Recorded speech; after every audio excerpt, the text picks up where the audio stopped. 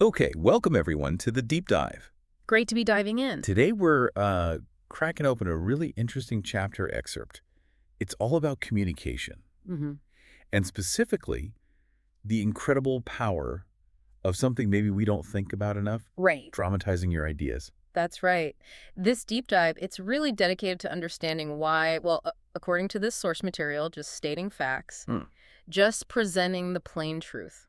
It isn't always enough, to really get your point across. Okay. So our mission here is to pull out the practical examples from the text, see how adding that element of showmanship can make your message stick. In a way, plain words just can't. Exactly, whether you're in a business meeting or, just trying to get things done at home. Yeah, it feels like it's about cutting through all the noise we encounter every day. Yeah. Just information overload hmm and making sure your message doesn't just sort of land vaguely, but actually resonates, is remembered. Yeah, let's unpack this. Okay. So the central premise from the source is pretty powerful. It says, a truth, no matter how important it is, has to be made vivid.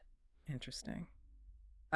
Even dramatic for it to truly impact someone. It requires showmanship. Showmanship, that's the word they use. And the text points out, look, we see this all the time. Think about movies, television. And constantly. Yeah. They use dramatization constantly to grab us, hold our attention. So if it works for entertainment, for advertising. Why wouldn't it work when you have something important to say? Good point. Yeah. And the source gives this fantastic historical example. Involves the Philadelphia Evening Bulletin newspaper. Okay.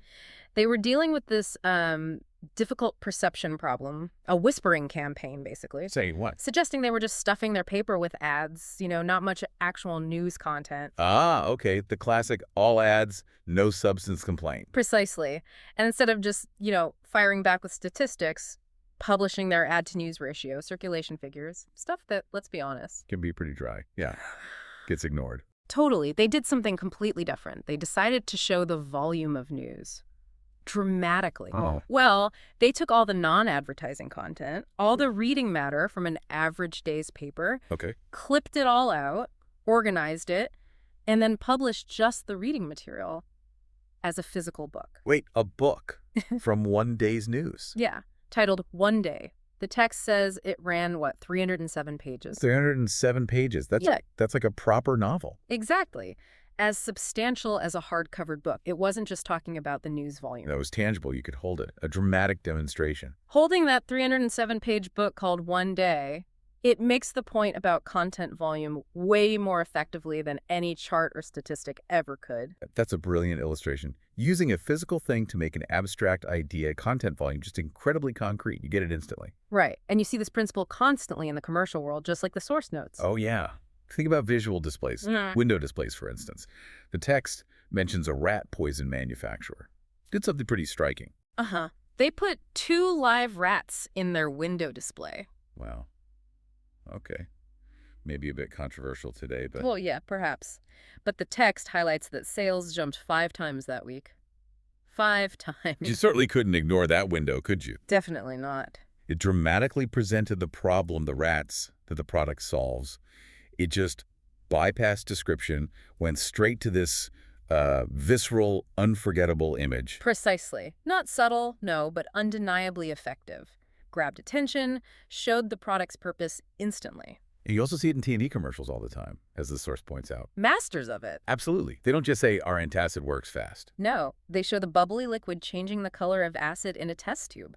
Right there on screen. Or soap commercials. They don't just claim clean's better. They show the 2 shirts side by side. One spotless, one dingy.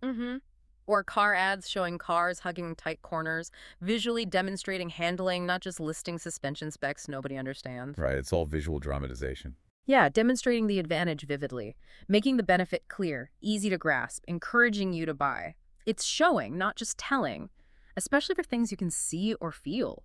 But the power of this dramatization, the source makes it really clear it's not just for mass media or big marketing budgets. Not at all. It applies just as effectively in everyday business interactions, sales, even in your personal life. The sales examples in the text are particularly good at showing how this works one-on-one. Yeah, take Jim Yeamans. Selling NCR cash registers way back when. Okay. He approached a grocer using old methods. Now, he could have given a lecture on efficiency, lost profits, you know the type. Oh, yeah. Boring. Right? But he didn't. He walked up and said, "You are literally throwing away pennies every time a customer goes through your line." Okay, strong statement. But then, And then, to really drive the point home, he took out a handful of pennies and threw them on the floor. he actually threw pennies on the floor. Yep. The sound, the visual of coins scattering everywhere, Yeah. it completely broke the grocer's routine, grabbed his attention immediately. Wow. I bet it did. It made that abstract idea of losing pennies startlingly real. And it prompted the grocer to actually listen in a way mere words probably wouldn't have. It shows how adding that sensory element, that unexpected action, it just breaks through the usual autopilot. Exactly. Or there's the story of James B. Brayton. He needed to present this detailed market report on cold cream, of all things, Okay. to a really formidable client, apparently quite intimidating. Uh-huh. His first attempt just relied on data, logical arguments, standard stuff, and Fell flat. totally fell flat, didn't work. So for his second try, he took the exact same information. But presented it dramatically. You guessed it. He walked into the client's office and dumped 32 jars of competitor cold cream onto his desk. Bam. 32 jars. Just dump them. Dumped them. And each jar had a tag summarizing the investigation results for that specific product. Oh, imagine seeing that. Instead of a boring report, it's this sudden visual spectacle Yeah. of actual product. Right. The client, naturally, was intrigued. Started picking up the jars, reading the tags. Of course. It became interactive. It transformed a potentially dull data presentation into something engaging, almost tactile. Yeah. And the client went from expecting maybe a brief 10-minute data dump to an hour-long conversation about the facts, which this time really landed, had impact. It's the same facts, just Yeah. presented completely differently. Turning abstract data into this physical, engaging display, it invites you in. That's the key principle there. And the text shows this even applies personally. Like, how? Well, think about something like a marriage proposal, the traditional way. It wasn't Yeah. just saying, "Will you marry me?" No, true. You'd go down on one knee. Exactly. Yeah. It's a physical action, Yeah. a gesture. It dramatically symbolizes reverence, commitment, seriousness, in a way simple words alone don't quite convey. Even setting a romantic scene, that adds dramatization too. Absolutely. Or getting kids to cooperate. Joe B. Fant Jr. struggling to get his young kids to pick up their toys. Ah, the eternal battle. Isn't it? Lectures, commands weren't working. So he invented a game. A game. Okay. A train game. Made his 5-year-old the engineer on a tricycle.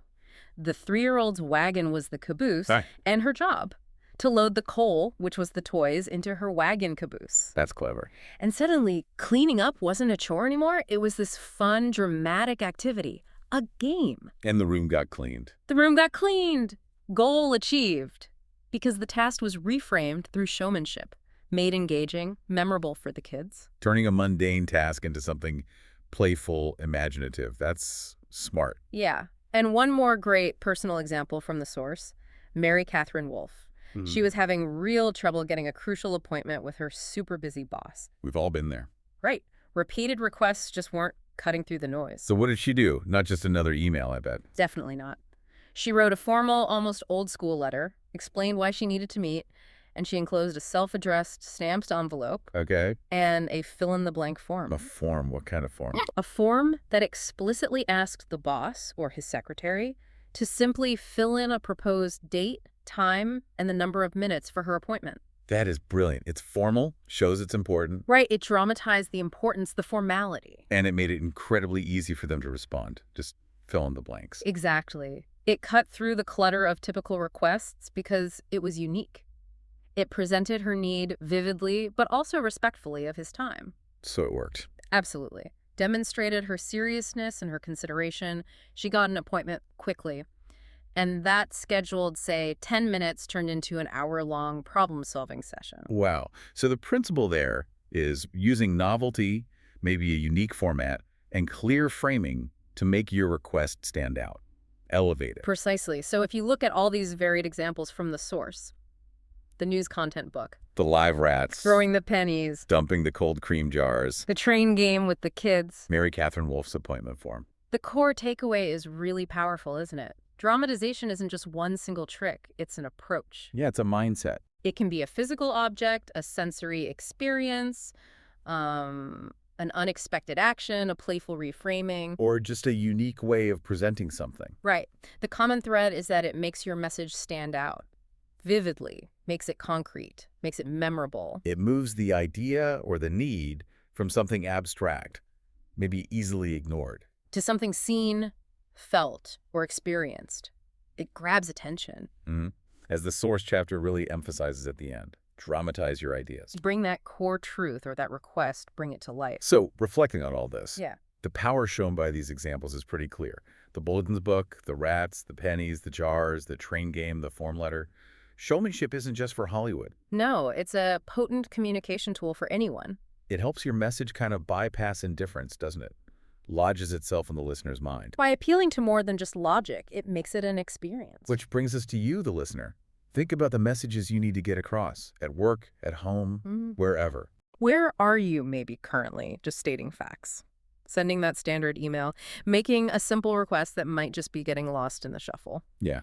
Based on these examples of making ideas vivid, making them impactful, What small, creative dramatization could you add next time? Something to make your message truly unforgettable and, well, more effective.